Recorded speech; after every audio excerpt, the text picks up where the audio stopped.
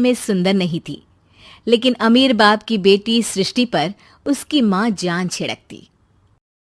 मेरी बेटी कितनी प्यारी है, भगवान सबको सृष्टि जैसी बेटी दे। सृष्टि धीरे धीरे बड़ी होती है।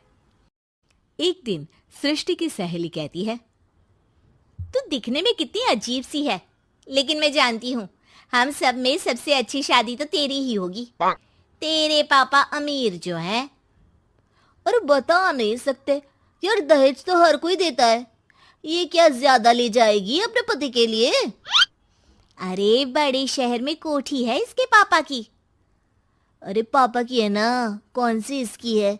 इसकी होती तब तो कोई भी लड़का इससे शादी कर लेता। अरे पापा की मतलब पापा की है तो मेरी ही है ना? किसने कहा? अब तेरी तो तब होगी ना जब तेरा भाई ना हो। वैसे भी शादी के बाद सारी प्रॉपर्टी भाई के नाम होती है। सृष्टि समझ जाती है कि उसे किसी भी हालत में माँ बाप की सारी प्रॉपर्टी को अपने नाम करना है, लेकिन कैसे? एक दिन सृष्टि का भाई शीनू कहता है, बहन क्या कर रही है? तुझसे एक बात करनी है। अरे हाँ हाँ करना, मैं तो तेरी बहन हूँ। बहन मेरी लाइफ में ना एक लड़की है, बहुत अच्छी है। मैं सोच रहा हूँ माँ और पापा से बात करूँ शादी के लिए। सृष्टि को समझ में आ जाता है कि भाई की शादी होते ही भाभी उसे एक दिन भी घर में बर्दाश्त नहीं करेगी। क्या बात है भाई, बताना कौन है वो? यार वो बहुत अच्छी लड़की है, पढ़ी लिखी है, मेरे साथ जॉब भी करती है। बस एक प्रॉब्लम है। हाँ प्रॉब्लम? क्या प्रॉब्लम है भाई? यार वो शादीशुदा है, लेकिन उसके पति ने उसे सिर्फ इसलिए छोड़ दिया क्योंकि उसके माँ बाप दहेज नहीं दे पाए। सृष्टि ये सुनकर न जाने क्यों खुश हो जाती है। अरे भाई तो क्या हुआ, लड़की तुझे तो पसंद है ना? शीनू को लगता है कि बहन उसे समझ रही है। वो इस बात से अनजान होता है कि उसकी बहन की मंशा पूरा घर हड़पने की है। सृष्टि अपनी माँ से कहती है, मम्मी मुझे तो बहुत चिंता है। पता है शीनू क्या कर रहा है? अरे क्या कर रहा है? वो तो काम पर जाता है और वापस घर आता है। नहीं ना माँ, वो यही तो नहीं कर रहा, बाकी सब कर रहा है। आपको पता है उससे प्यार है, और वो भी एक शादीशुदा लड़की से। हैं? ये क्या हो गया? मैं सोसाइटी में क्या मुंह दिखाऊंगी? अरे तेरे पापा तो यही कहेंगे कि मैंने ही उसे बिगाड़ दिया है। माँ देखो, मेरी बात मानो, पापा पर भी विश्वास करने की जरूरत नहीं है। अब आप ही बताओ, पापा इतनी देर घर के बाहर रहते हैं क्यों? बोलो। अरे बेटा वो तो नौकरी करते हैं ना।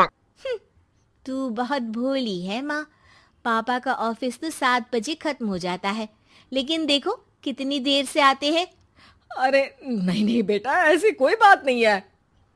सृष्टि माँ को एक औरत से बात करते पिता की फोटो दिखाती है। देखो माँ कैसे हैं पापा। मैं ना कहती थी कि पापा सही नहीं है। मैं तेरे पापा से बात करूंगी, दे फोटो मुझे। ओ माँ, वो तो डिलीट हो गई। लेकिन चल, तूने तो देख लिया ना।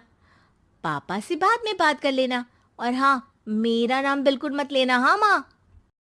अब क्या था, सृष्टि के माँ और पिता के बीच झगड़ा होना शुरू हो जाता है। सृष्टि के मन में क्या चल रहा था कोई नहीं जानता था। एक दिन, माँ सृष्टि के लिए एक लड़का देखा है, वो लोग शाम को उसे देखने आने वाले हैं। और हाँ माँ, एक खुशखबरी, मैं और पापा मिलकर एक नया बिजनेस ट्राई कर रहे हैं। शाम को लड़का आता है, सांवले रंग का। सृष्टि को तो बिल्कुल भी पसंद नहीं आता। लड़की की माँ कहती है, लड़की का चेहरा तो कोई खास नहीं, लेकिन अगर मेरे बेटे को आप लोग सेटल कर दें तो मैं उसकी शादी आपकी बेटी से करवा दूं।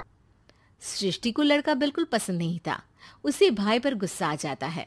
लड़के वालों के जाने के बाद कहती है, माँ देखा शीनू मेरे लिए कैसा लड़का लेकर आया, न दिखाने लायक न सुनने लायक, सेटल भी नहीं, वो भी हम करे। अरे माँ, मैं जानती हूँ ये मेरी शादी किसी भी घर में क्यों करवाना चाहता है। अरे कैसी बात कर रही है बहन? तूने तो देखा ना, लड़के को मैंने ही मना कर दिया तुझसे शादी के लिए। जिसने लड़का बताया था उसने उसकी बहुत तारीफ की थी। बात आई गई हो जाती है, लेकिन सृष्टि का मन शांत नहीं होता। क्या करूँ, कुछ समझ में नहीं आ रहा। मेरी शादी हो गई तो ये लोग पूरी प्रॉपर्टी शीनू के नाम कर देंगे। मेरे हाथ तो कुछ लगेगा ही नहीं। तभी सृष्टि को आइडिया आता है। वो किसी वकील को फोन करती है। जी देखिए, अगर आपके मम्मी पापा का तलाक हो जाता है तो आपके पिता की आधी प्रॉपर्टी आपकी माँ के नाम हो जाएगी। फिर उसे वो किसी को भी दे सकती है। सृष्टि अब माँ को बेटे के खिलाफ भरती है। माँ, शीनू पर नजर रखा करो। वो जिस लड़की के प्यार में है ना, वो शादीशुदा है। यहाँ आएगी, सारा पैसा, रुपया, जमीन, जायदाद सब हड़प लेगी। पापा का भी हाल तुमसे छुपा नहीं है। ऐसा ना हो कि मैं और आप एक दिन सड़क पर भीख मांगे। हे भगवान, मैं तो जीते जी मर जाऊंगी अगर ऐसा हो गया तो। ऐसा हो गया नहीं माँ, ऐसा ही होगा।